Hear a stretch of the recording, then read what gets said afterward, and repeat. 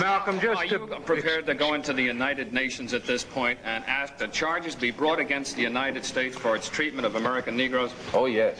Oh, yes, please. I think you're right in my chair. The audience will have to be quiet. Yes, as I pointed out when I was during my traveling, that nations look, African nations and Asian nations and Latin American nations look very hypocritical when they stand up in the United Nations condemning the racist practices of South Africa and that which is practiced by Portugal and Angola, and saying nothing in the UN about the racist practices that are manifest every day against Negroes in this society. Even in South Africa, those Africans aren't faced with bayonets and aren't faced with police dogs. And when I was in Beirut, I saw a picture on the front page of a Negro being beaten in Tennessee, on the front page of the paper in Beirut. When I got to Cairo, I saw the same picture of a Negro being beaten in Tennessee. When I got to Lagos, I saw the same picture. So were these African nations knowing the brutality that is inflicted upon black people in this country, simply because those black people are trying to get what the Supreme Court said they were supposed to have 10 years ago?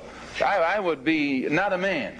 If I was in a position to bring it in front of the United Nations and didn't do so, I wouldn't be a man. Malcolm, do you intend to lead the charge in the United Nations? Well, I find that to say you're going to lead something creates a lot of hostility, division, jealousy, and envy.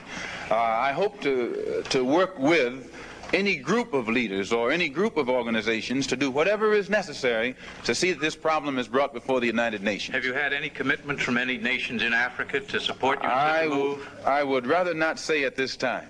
But one thing I found in my travels, all of them look upon us as their long-lost brother. You realize the implication is that you have had such commitments when you say... This is your interpretation of what I said.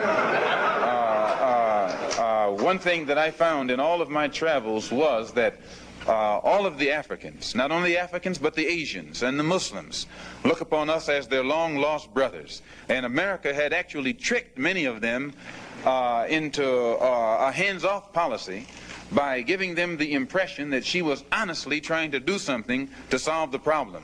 My argument over there was designed to prove that it is impossible for the United States government to solve the race problem. It's impossible for a government which has 16 senatorial committees, over which 10 are chairmaned by Southern segregationists, and 20 congressional committees, over which 12 are chairmaned by Southern segregationists. This is a segregationist, racist government that's controlled by people from the South.